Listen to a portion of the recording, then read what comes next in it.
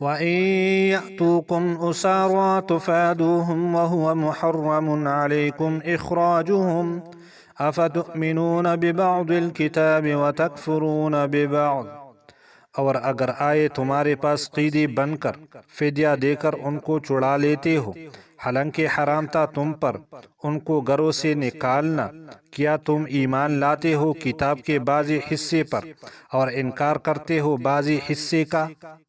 فما جزاء من يفعل ذلك منكم إلا خزي في الحياة الدنيا ويوم القيامة يردون إلى أشد العذاب وما الله بغافل عما تعملون۔